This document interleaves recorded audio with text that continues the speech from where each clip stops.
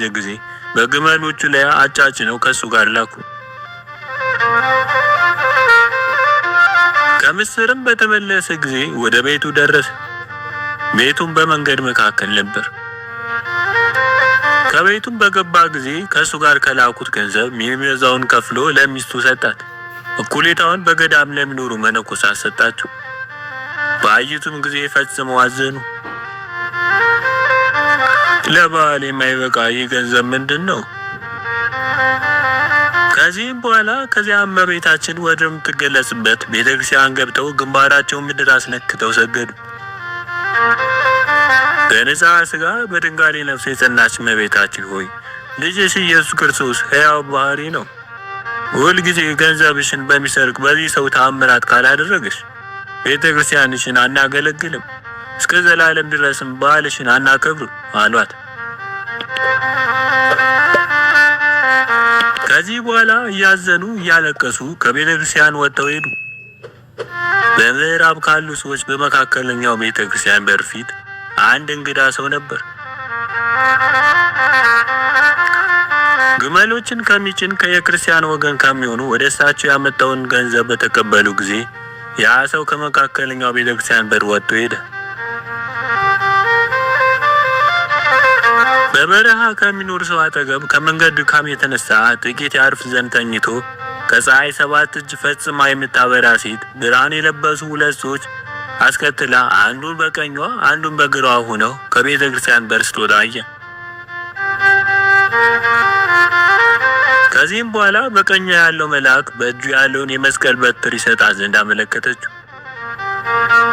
ያንም የመስቀል በትር በሰጣት ጊዜ ግመሎችን የሚጭነውን ጎዱን ይዛ ወጋችው። ከዚህም በኋላ ከብርሃን ወገን ሰው ጋራ በትር ይዛ በወጣችበት በር ፊት ወደ ቤተክርስቲያን ገባች። በተሰወረችውም ጊዜ ፈጥኖ ተነስቶ ግመሎችን ወደሚጭን በሄደ ጊዜ ጎድኑን ተወግቶ ደሙ ከሱ ፈሶ አገኘው። ፈጽሞም ፈራ።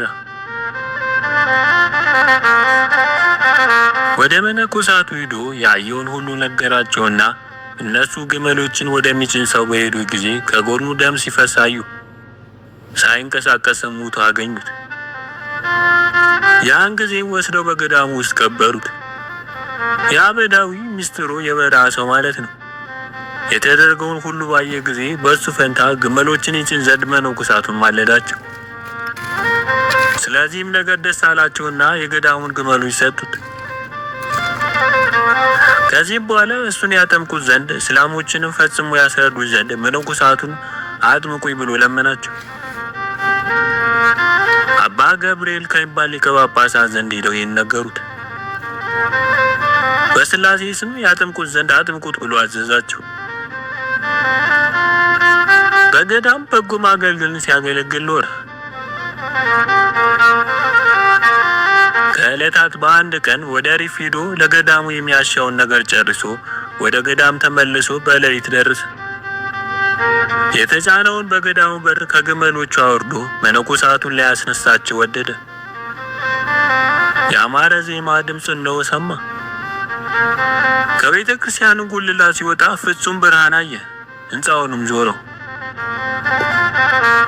በዛ ቦታ ብርሃን የለበሱ ሰዎች ነበሩ።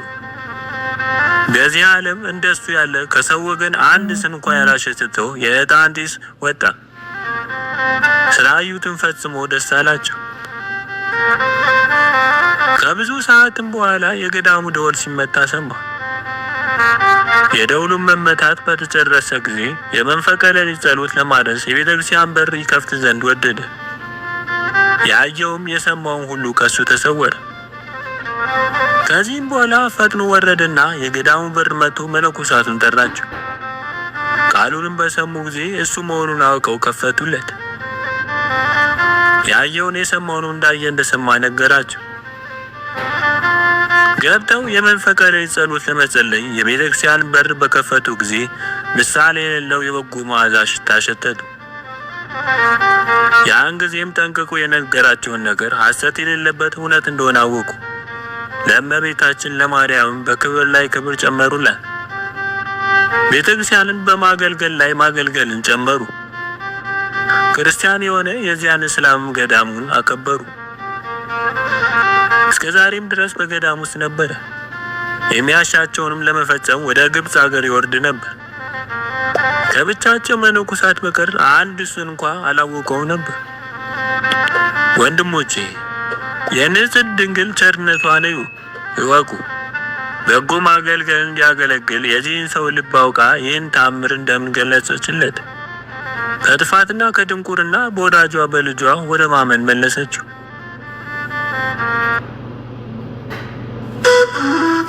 ጤዴንያ በምትባል ሀገር ስሟ ማርታ የሚባል ፈጽማ የከበረች የተመረጠች አንዲት ሴት ነበረች። ከዕለታት በአንድ ቀን እንደ ሰው ሁሉ ገንዘቧ በከንቱ እንዳይጠፋ አስባ የነፍሱን ቤዛ ካልሰጠ ዓለሙ ሁሉ ቢገዛ በነፍሱ ከተጎዳ ለሰው ምን ያደርገዋል? ምን ይረባዋል? ተብሎ በወንጌል ላይ ተነገረ። ስለ ነፍሴ ምን ይረባኛል ይጠቅመኛል ስትል አሰበች። ይህን ነገር አውቃ በገንዘቧ በጎ ነገርን ታደርግ ዘንድ ወደደች። ከበጎ ስራ ሁሉ የሚበልጠውንም ስራ በልቧ ፈጽማ ተመለከተች። በዛ ሰዓትም እንግዳ በመቀበሉ በቤቱ ውስጥ ስሉስ ቅዱስን ለመቀበል የተዘጋጀ እንደሆነ እግዚአብሔር ባለሟል አብርሃምን አሰበች። እንደዚህም ሁሉ ሎጥም እንግዳ መቀበል በመውደዱ ሁለት የመላእክት አለቆች በቤቱ ውስጥ እንዲያደሩ እንደሆኑ፣ ዳግመኛም የአልዓዛር እህት ማርታም እንግዳ መቀበል ፈጽማ ትወድ እንደነበረ በድህነት ቀን በይቅርታ ወራት በመሰደዱ ጊዜ የሥራዋ ቤቷን የጌታ ማረፊያ ይሆን ዘንድ የተዘጋጀ ያደረገላት ወለ እግዚአብሔር በእንግዳ ይመሰላልና ተብሎ እንደተነገረ ይህ ሶስቱን ስራ ከሁሉ እንዲበልጥ በልቦና አውቃ ሰፊ እንግዶች ማደሪያ አሰራች። ንጉሥ ለልጁ ሰርግ እንዲያዘጋጅ ከዚያች ቀን ወዲህ በማሳመር ማዕድ መስራትን ፈጽማ አዘጋጀች። እሷም ባለጸጋ ሰማያዊ ሲሆን ለራሷ ሰርግ እንዳደረገች ዕለት ዕለት እንግዶችን መቀበል እጅግ አበዛች። ከበሉ ከጠጡ በኋላም የመለኮትንና የቀደሙ አባቶችን ነገር ጠየቀቻቸው። ከዕለታት በአንድ ቀን እንደ ልማዳቸው በቤቷ ውስጥ ለማደር እንግዶች ተሰበሰቡ። እሷም እንደ ሁሉ ቀን የሚጠቅማትን ነገር ጠየቀቻቸው። ያን ጊዜም አምላክን የወለደች በድንጋሌ ሥጋ በድንጋሌ ልብስ የጸናች የክብርት እመቤታችን ስዕል በኢየሩሳሌም የሚስሉ እንዳሉ ነገሯት። በዚያችም ስዕል የለመኑት ሁሉ ይደረግ ነበር። ልጇ ሁሉን ማድረግ እንዲችል ተስኗት የሚቀር ነገር አልነበረም።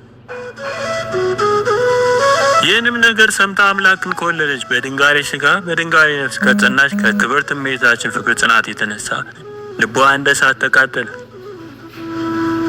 ከሚስሉ ሰዎች የእመቤታችን ማርያም ስዕል በሚገዛልኝ ገንዘብ ብዙ ወርቅ እሰጠው ዘንድ ከእናንተ ወደ ኢየሩሳሌም የሚሄዳለን ብላ ከለቅሶ ጋር ጠየቀቻቸው።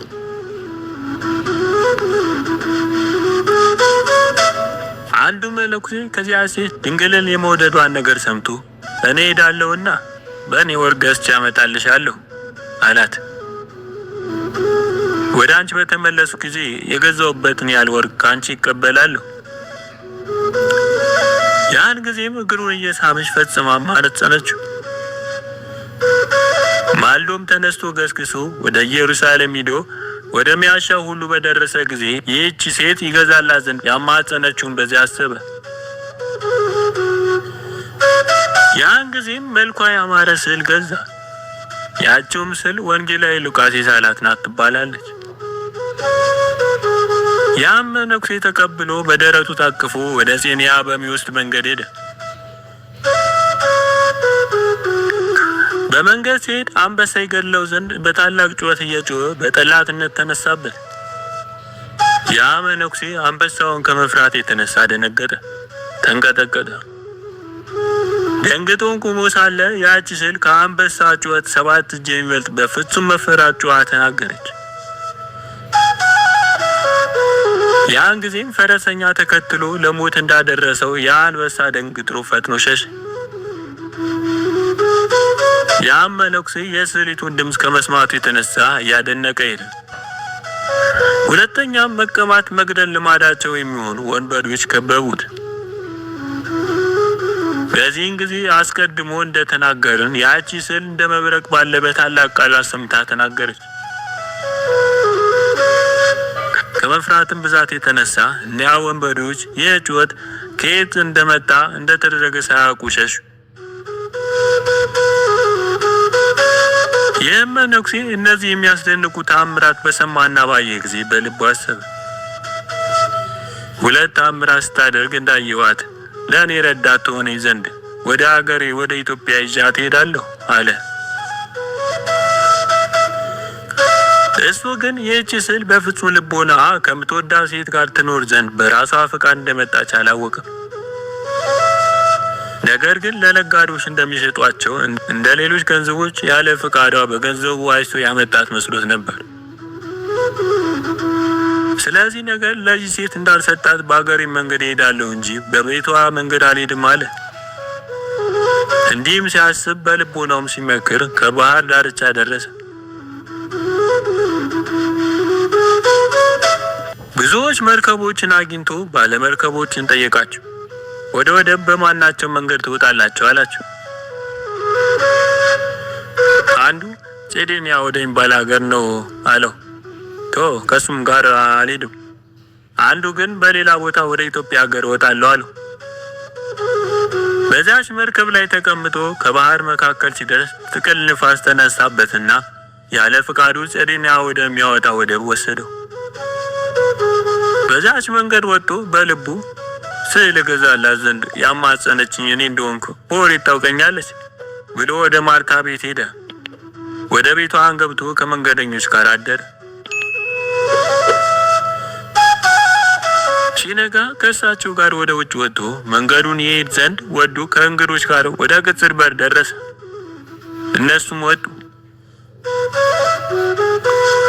ይህ መነኩሴ ግን ወጥቶ መሄድ ተሳነው። አምላክን የወለደች በድንጋሌ ስጋ በድንጋሌ ነፍስ የጸናች የክብር እመቤታችንን ተአምር መዝጊያ በፊቱ ተዘግቶበታልና። የቅጽሩ በር ግን ከፊቱ ለሌሎች አልተለወጠም። ለሚገቡ ለሚወጡም የተከፈተ ነው። የማርታም ልማድ ስንቅ ለሌላቸው ለመንገድ የሚያሻውን እየሰጠች ወደ ቅጽሩ በር እንግዶችን ዘወትር መሸኘት ነበር። ያንም መነኩሴ በዚህ ዓለም ውጣት ሲተጋ ሳይቻለው ባየችው ጊዜ አባቴ ሆይ በታመመ ሰው አምሳል ነው አይሃለሁ፣ እደር፣ ነገ ትሄዳለህ፣ ቤቴም ለእንግዶች ማደሪያ የተሰራ ነውና። እሱም እሺ አላት። በነጋው ሁለተኛ ይሄድ ዘንድ በወደደ ጊዜ እንደ ትናንት መሄድ ተሳነው።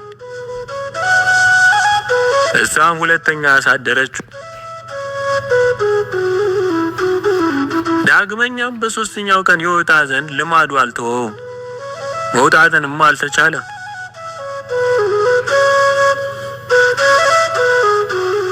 ማርታም 3 ቀን እንደዚያ ሆኖ እንደ በሽተኛ ሳይተኛ እንደ ደህና ሳይሄድ ባየችው ጊዜ አባቴ ሆይ በአንተ ላይ ያለ ነገር ምንድን ነው? ተናገር። ያም መነኩሴ በማፈር ወደ ኢየሩሳሌም በሄድኩ ጊዜ አምላክን የወለደች በድንጋሌ ስጋ በድንጋሌ ነፍስ የጸናች የክብርት እመቤታችን ስላመጣልሽ ዘንድ ያማጸንሽኝ እኔ እንደሆንኩ አላወቅሽምን? ማርታም ከቤቴ የሚወጡ የሚገቡ ብዙ ናቸውና በምን አውቀሃለሁ አለችው። ከዚህም በኋላ የተደረገውን ታምራት ሁሉ ስዕሊቱንም ከገዛት ጀምሮ እስከዚህ ቀን ድረስ በመንገድ ያገኘውን ሁሉ ነገራት። ይህንም ተናግሮ ያችን ስዕል ከክንዱ አውጥቶ ሁለንተናዋ ድንቅ የሚሆን ያቺ ስዕል ነው ብሎ ለማርታ ሰጣት። ማርታም ይህን ነገር ሰምታ ድንግልን ስለወደደች ከእግሩ በታች ሰገደች። ያችንም ስዕል ከእጁ ተቀብላ እሌኒ ንግሥት የጌታችን መስቀል በተገኘ ጊዜ እንዳመሰገነች እንደሰገደች ሰገደች፣ አመሰገነች። ደስ የሚያሰኝ ጩኸት በማሰማት የቅርብም የሩቁም ሁሉ እስኪሰበሰቡ ድረስ ሰለሞን ለታቦተ ጽዮን ማደሪያ ቤተ መቅደስን